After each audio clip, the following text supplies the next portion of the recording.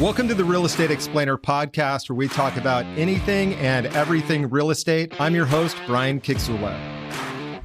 Today we have Ricky Cain on the podcast, and we're going to be talking about the greater Austin real estate market. Let's jump right into the episode. So Ricky, just want to say thanks for jumping on the podcast today. The cool thing about the greater Austin market when you're looking at real estate is it's awesome. Before I moved to Sarasota, Florida, we were living in San Diego, and we were looking at relocating. Really, I wanted to move to Austin. My wife wanted to move back to the East Coast because my family's in Orlando, and then hers is up in Bucks County, just north of Pennsylvania. And I was like, this is it. But I fall in love with pretty much everywhere I go, and Austin was easy to fall in love with, but ultimately we did end up moving to Sarasota, Florida, which is also amazing. So before I moved out there, though, one of the things that really drew me was I was actually real estate mortgages. I got started back in 2002 in mortgages, fast forward to 2019, before I shifted gears and got into cost segregation. When we moved out here in 2015, what was drawing me out to Austin was the boom in the technology sector, because so many companies were leaving California and relocating out to the Austin market.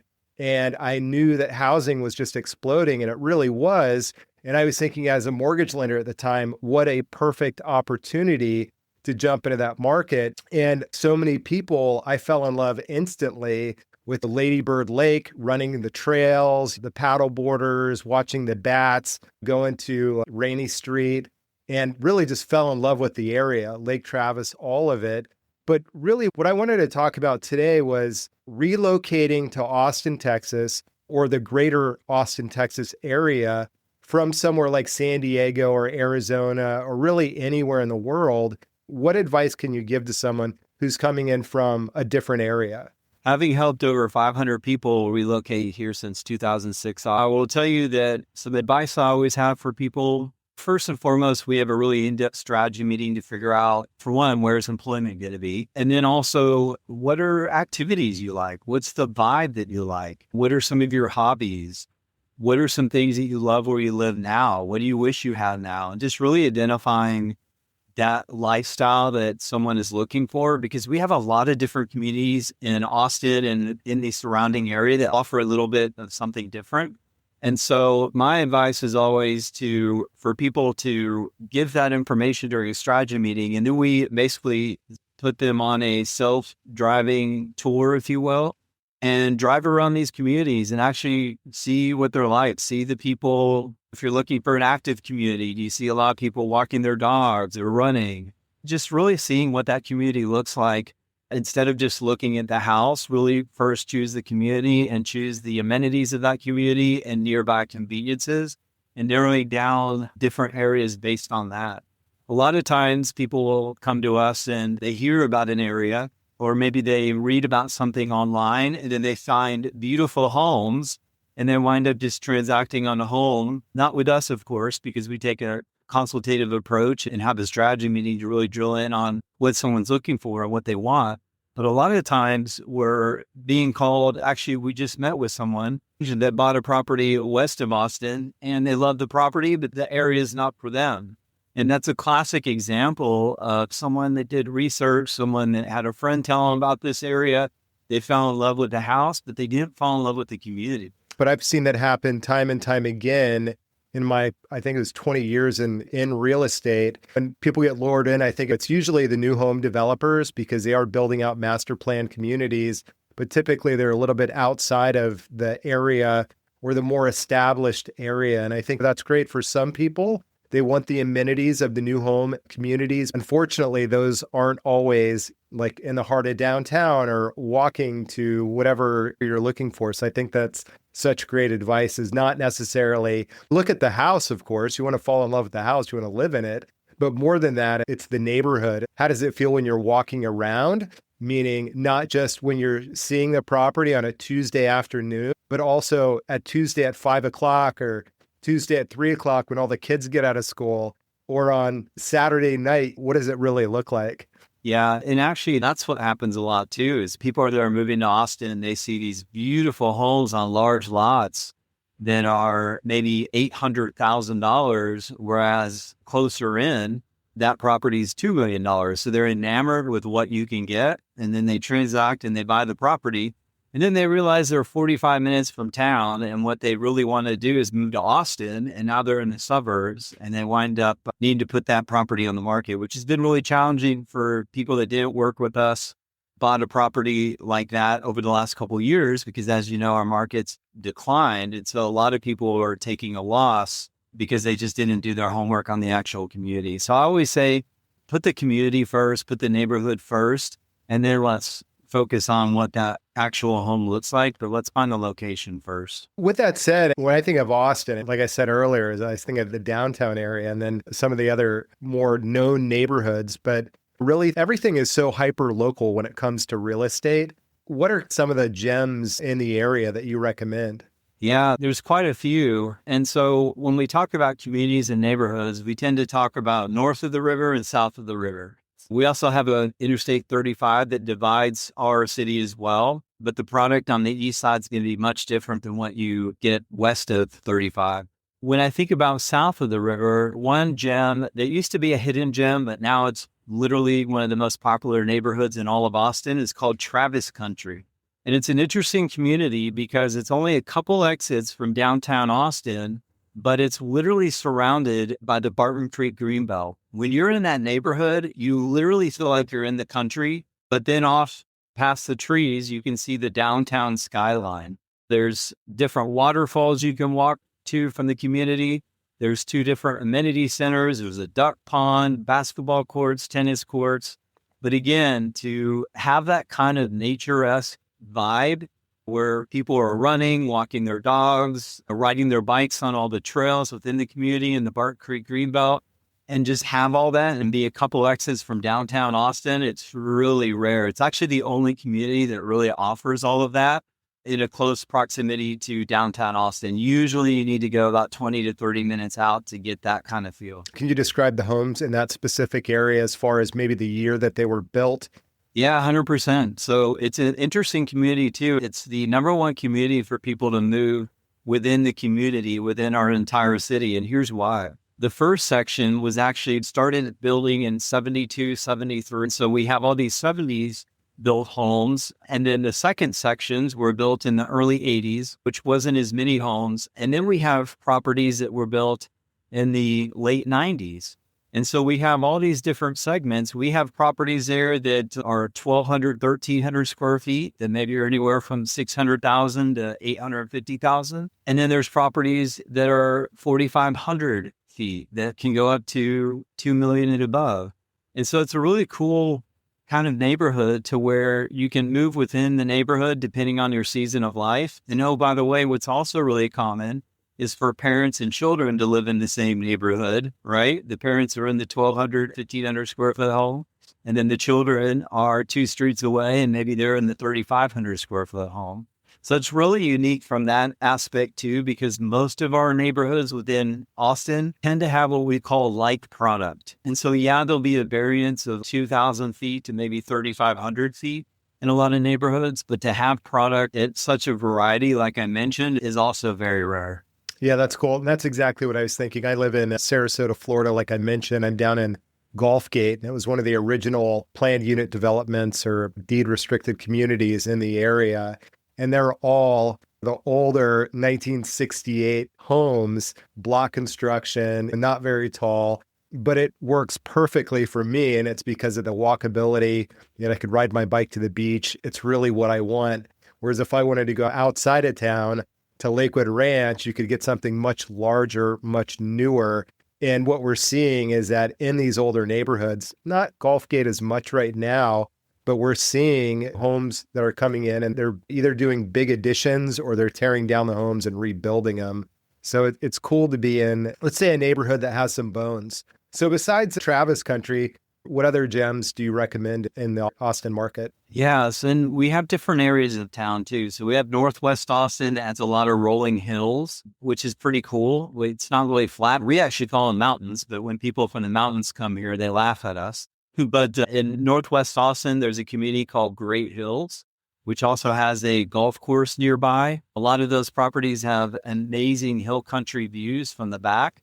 The negative is a lot of times the property line just tends to go straight down and maybe into a cliff kind of thing, but it provides for really good views. Most of those homes are built in the late 80s, mid 90s, but it's really in close proximity to a shopping district that we call the Domain, as well as the Arboretum. And it's also at the intersection of two different highways that we have, intercity highways called 183 and Loop 1 Mopac. So that's a really cool option in Northwest Austin. Then we also have neighborhoods out near Lake Travis. One's called Lakeway. It's got a very, I almost want to say like a tropical Floridian feel to it. A lot of Spanish tile roofs, a lot of stucco, a lot of single stories. We have a lot of retirees there. It's kind of Florida vibe for sure. And then we also have a master plan community out there called Steiner Ranch, which is like a Travis country from the aspect of just a ton of greenbelts, a lot of walking trails, a lot of amenities, but it's about 10 times the size and 45 minutes away. That's a really nice area too. In general, West Austin is the preferred area.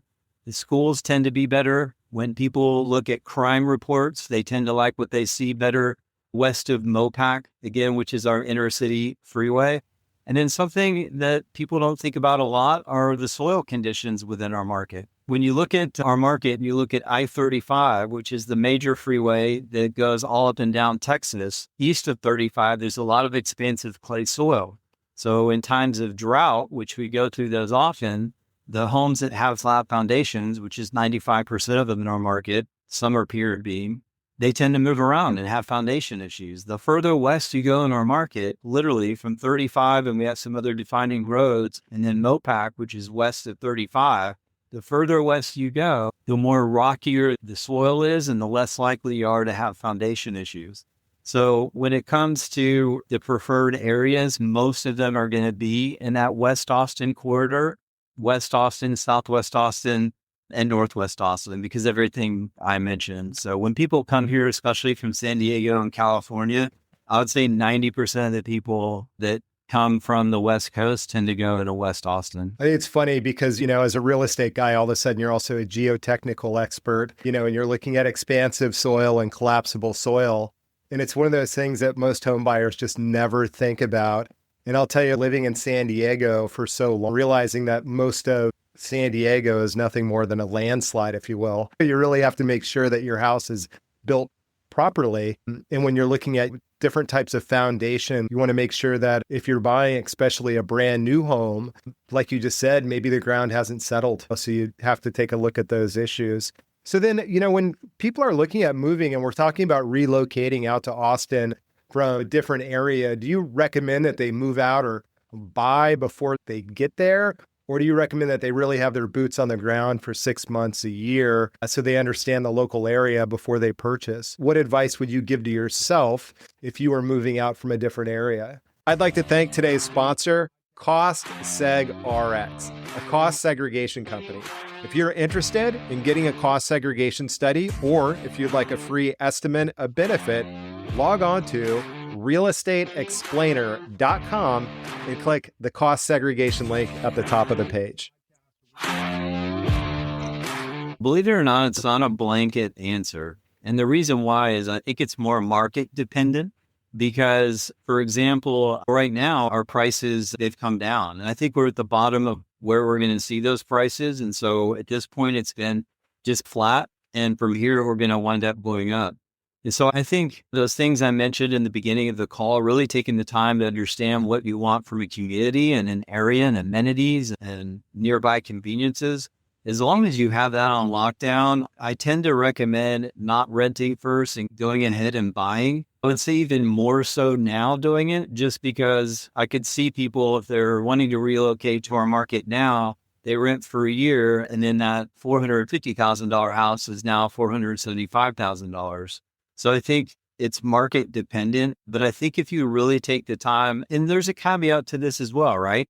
If you find out you're being relocated and you need to be there in a week and you've done no research, then maybe you're doing a 90-day short-term rental kind of situation. So you have time to do research and look at properties, and you have time so you don't feel rushed into buying the wrong home.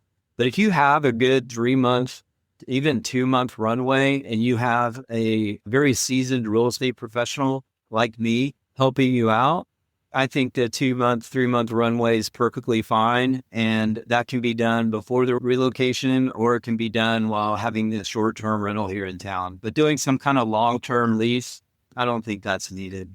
I think that's great advice. When we moved out here, we did a midterm rental for that exact reason, because we didn't know the area at all. We'd only been here once or twice. We moved. Well, I am a licensed real estate broker myself. The condo that we had in San Diego, I put it on the market because we'd just gotten back from Aruba, and I was like, oh, let's move to Florida. We'd decided, and put the place on the market and sold it literally in 2 days. So we moved. Actually, we leased back for, I think it was 30 days. And then we moved out here, but we had to get something. So it was a 6 or 9 month rental. And then we were looking to buy in the area that we knew. So I think that with the market right now and the real opportunities for short-term and midterm rentals, that's great advice. And the other thing that's so key is market timing is so important when you're buying and selling property. You typically make your money when you buy a piece of property, not necessarily when you sell it. And we talked about this a couple of months ago, or maybe it's 2 months ago, about what's going on in the real estate market, not just in the greater Austin area, but across the United States. And I do agree with you. I think this is a real sweet spot because there's so much pent up demand, or people really want to buy property, but they've been sitting on the fence because interest rates have been so high. And now we've seen properties pull back in pricing. In my local market, they actually go up in the winter because of snowbirds coming in. So buying this summer was a great opportunity. And I feel like over the next probably 6 to 12 months, it's just a great opportunity to pick up properties that have been sitting on the market for 6 months. They really look to see what's out there as far as inventory goes. So I wanted to transition selfishly into investing in the market. And it's because as a cost segregation specialist, that's really my main focus. I work with real estate investors across the United States. One of the coolest parts of my job is I do get to see a lot of these different markets, whether I'm doing physical site inspection or I'm just analyzing the properties. If you were talking to not someone relocating to buy property in the greater Austin area, but someone who's maybe already there or who's looking at coming in from a different market, such as San Francisco or San Diego, and they're looking at buying multifamily properties, short-term rentals, what neighborhoods do you recommend? And then what property types are you recommending? Yeah, I'd say 99% of people that contact us about buying an STR, they're talking about a condo or a single family home and something like that. One thing that's interesting too, a lot of times people come for small multifamily looking for duplexes, triplexes, and fourplexes. The interesting thing about our market, when we think of small multifamily, we have a lot of duplexes in great areas. Our triplexes and fourplexes tend to be basically student housing around different campuses we have, or they're in a area that maybe you might not feel comfortable being in when it's past 8 o'clock at night kind of deal. And so once people start to research that, we've had a lot of our clients not want to get into student housing or Section 8 or just areas of town like that. And so a lot of times they'll just pick up multiple duplexes, hold them for a few years, and then do a 1031 into a mid-sized multifamily, maybe 8 to 20 units kind of thing. And those we have in fantastic areas, but the small multifamily, triplex and fourplex, we don't sell a ton of those just because where they're located. The ones that we have sold, we tend to get some kind of piece of communication within a few years and our investors saying, man, I should have listened to y'all. Can you help us offload this? Because I don't want to be a part of this investment anymore. You definitely don't want to buy in a war zone. That's just one of those things. Look at the market. Yeah, it comes with its own challenges. A lot of single family homes people buy. We have a lot of opportunities there as well. We have some zip codes. What I always like to look for are zip codes in areas where they have the biggest difference between median and average sales price bordering each other without crossing a major freeway. And the one right now that meets that description the best is a zip code we call 78745. It's actually where you did our last cost segregation study, so thank you for that. 45 is just south of 04. You look at single family homes and duplexes in '04, the average price is about 1.3, 1.4 million. You cross the road and go into 4.5. And by the way, our office is in '04, and then we have investments in 4.5. But you literally cross the street and you're in 4.5. The average median price is closer to 450, 550,000. So it has the largest gap between average and median sales price of any other two zip codes in our market without crossing a freeway. And so from a location perspective, a lot of investors try to pick up homes, duplexes, multifamily in 4.5. And the reason why '04 is so popular, it's the zip code where all of the locally owned fun restaurants are, like Matt's El Rancho and places like that. Iconic places, iconic bars, live music. It's just south of downtown Austin. It's got Barton Springs Road, and it's got the park right on the water. It's got the running trails. It just appeals to a lot of people. And so a lot of times people come here and they don't want to spend $1.5 million on a property, but they want '04 living and '04 life and lifestyle. And so they're fine spending $500,000 less to literally be a mile south of all that entertainment. And one more time, that's 78745. Correct. The only zip code where literally people wear a shirt that has the zip code on it. It will either say 78704 or the '04. It's a very popular place. And that's why it's so expensive. The 4.5 is right next door. That's awesome. How about, again, with investing, how about buying a property with an ADU on it? Is that something that you're seeing in the Austin market, or building an ADU on it? And guys, an ADU is an additional dwelling unit. So you have a single family home and you build an ADU, an additional dwelling unit in the backyard that you're using as either a long-term rental, or if you can get it zoned properly, a short-term rental. So we're seeing a ton of that, especially in areas close to downtown Austin. A lot of times people are doing it and they're renting it out as a short-term rental, because that is something you could get a permit for, because the property itself is your homestead. Those are easy to get a STR permit. And for those that don't know, STR is less than 30 days, a short-term rental. So anything 30 days and above would not be considered a short-term rental. And so if the property is your homestead and you have another dwelling property in the backyard as an example, then you can get a permit for that pretty easily and put that on Airbnb, VRBO, and all those other sites. And this might be a big win for someone who's trying to get into the market. They want to be closer to the more popular areas, but maybe they could not afford it covering the mortgage payment on their own. And it's really a value add on the property if you can add that additional dwelling unit. It's something that you definitely want to check permitting, zoning, make sure it meets. You're just not going to go and build a second home on your property or convert your garage into a studio apartment and think you're going to get away with it. You need to make sure that it's above board. But if it is something that the city or the county will allow you to do, then what a huge win, and what a way to earn extra income on the property that you have, and really take advantage of the real benefits with short-term rentals and accelerated depreciation. So another real big opportunity. I was just going to mention with that, when you're looking at properties, so usually in Austin, we have what's called 45% impervious cover rule. So that means only 45% of the lot can be permitted to have not water seeping through it. It's impervious.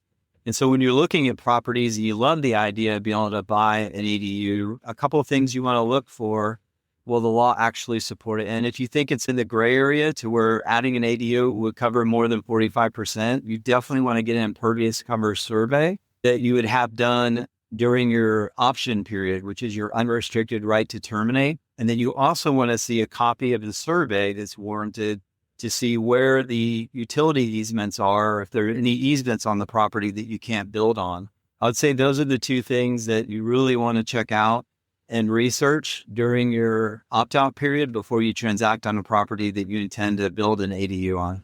Perfect. With that, I think we should go ahead and wrap it up. Before we do, though, I know that your website, cainrealtygroup.com, has a ton of information on it. I was doing some research on it earlier. Besides that, what is the best way for people to get in touch with you if they're looking at investing, whether for their personal residence or an investment in the greater Austin area? Yeah, real simple. So my number is 512-233 6560. And my email is Ricky, R-I-C-K-Y, at Cain Relocating. And then on the phone number, you can call me, text me, but email or phone would be perfect.